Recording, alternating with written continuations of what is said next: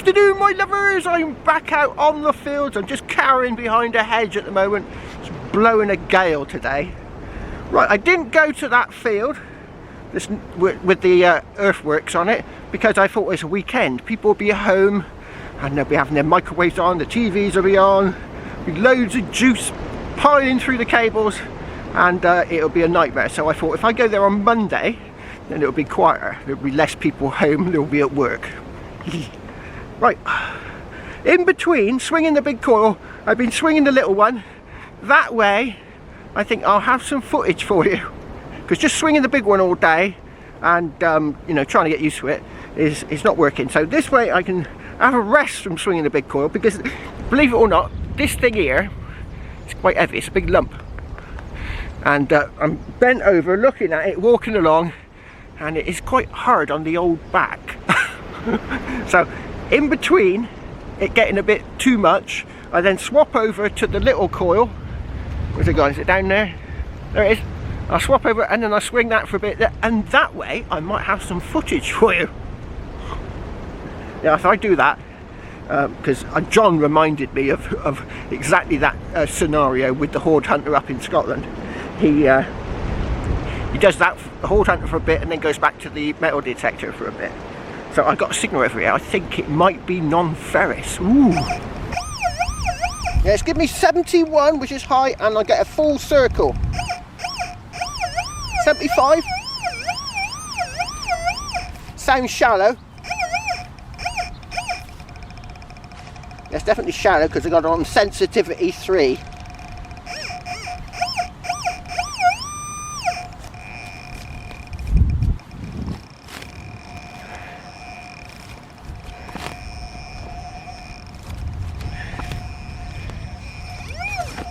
Oh, that was a camera stand.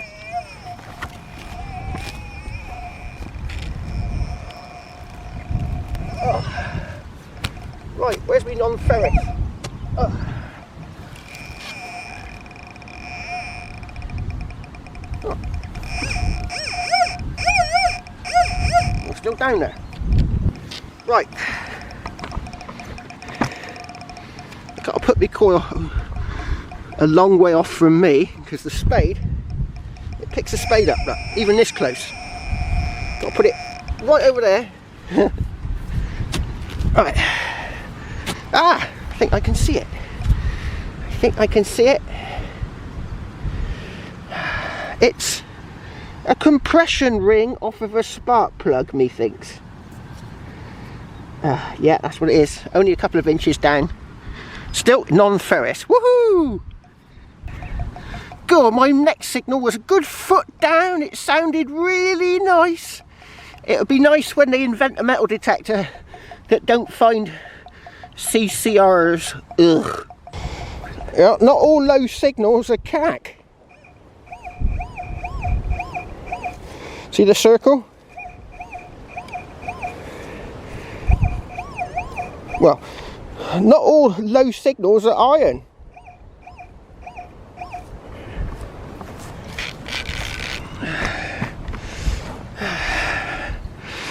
There we go, John. Snap. Light bulb fitting. Methinks. Or something along those lines. Ugh. Well, I've got a lowish one here.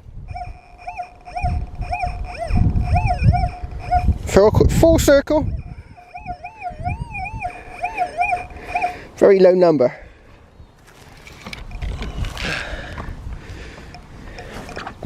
What's that there? Oh, it's the top off of a tubus muus. Yeah, that's what it is. Well, at least it's non-ferrous, I suppose. Oh, I'm gonna have to finish a bit earlier today. Yeah, I've got to do things. Right, today's conclusion. Right. It's not the sort of detector you can just walk into any old field with. I think you've got to know that you're over something. Because when I did that test the other day with that bit of aluminum, oh god, it was banging at 4 feet, and it was only a little bit, banging at 4 feet. So the conclusion is that, you know, non-ferrous metals are not that common. I think you've got to really know that you're going to be directly over the top of a site. Now, I've got a few sites like that which I've got planned to go over it with, you know, the mega coil, but it's not going to be something that's going to be used all the time. It can see it, but it can't. I'm getting signals. I'm getting screaming signals. Iron, or iron, and then sometimes it'll get a bit of a circle. Oh, I've got something, and it's flat iron. You know, all metal detectors will dig. You will dig flat iron with all metal detectors. And I've got no doubt whatsoever, if I was to walk over a hoard with this machine, I've got it just down here. If I was to walk over a hoard, it would go, dig me now! You know, the old metal detector, the CTX, when I buried those bronzy bits, it could see nothing. Absolutely nothing at 2.2 feet when I buried all the bronzy bits. The GPX had a job. There was a signal there, but it was more of a ooh sort of signal. And it was not, you know, if you were to dig every one of those ooh signals, you would be digging up iron all day long. But with this Lorenz, wow, you know, if I was to walk over a hoard, I have no doubt that it would go bang, dig me now. And I've been chatting to a few people in the comments and on my Facebook page and email and stuff, and I was chatting to this one chap who's Greek. I forget his name. Eros. It's a name which starts with an X. And sorry, I can't pronounce your name. Maybe you could do it. Tell me how you pronounce your name.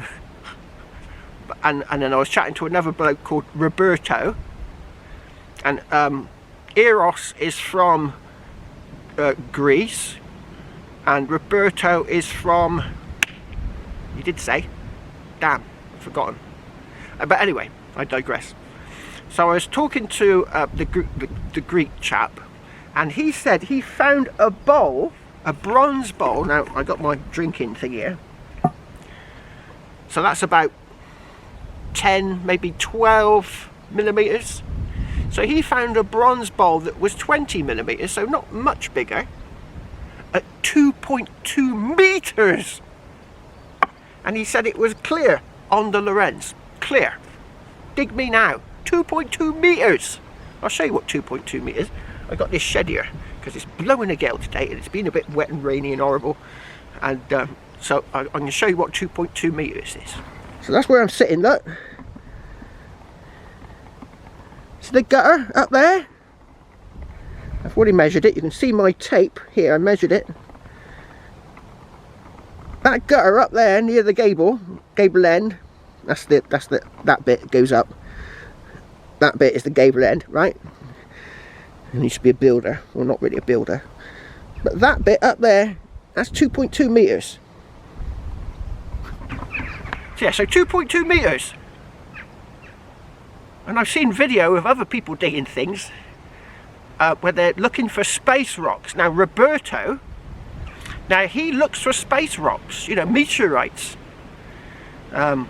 asteroids, that sort of thing. Well, it's smaller than there's three names. When they're in space, they're called one name. When they enter in the atmosphere, they're called another name. And when they're on the ground, they got another name.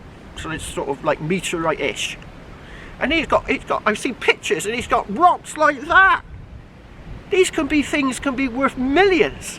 And there's crystals you can get inside the rocks if you dissolve them in acid. Just sort of like, oh, really? If you dissolve them in acid, there's crystals inside these green crystals, could be worth millions.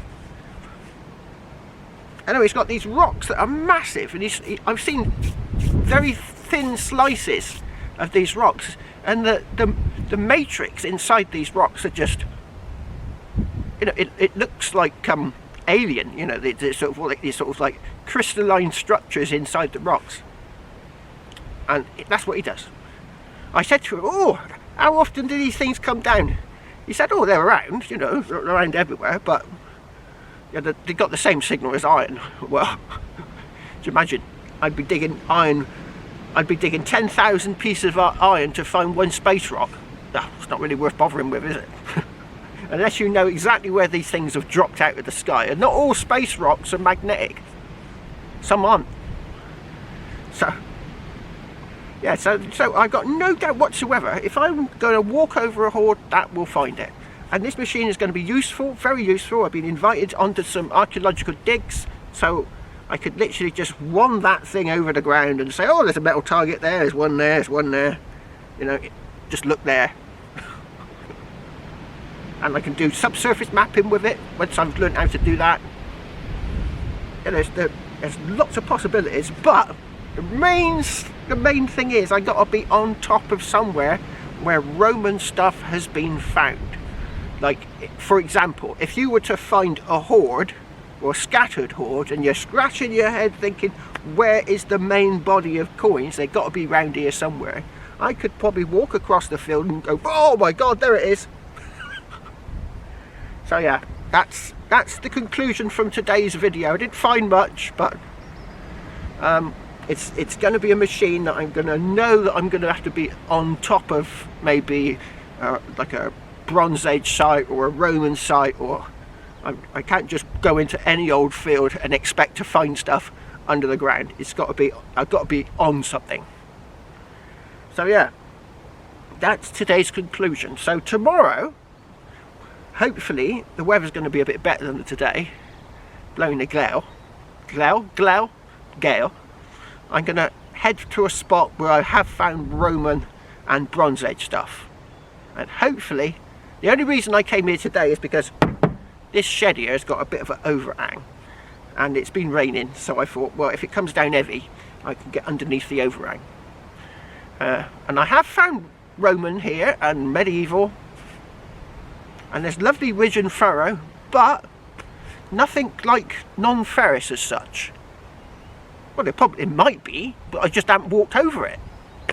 Right, I've been waffling for way too long. Right, I'm off. Cheers!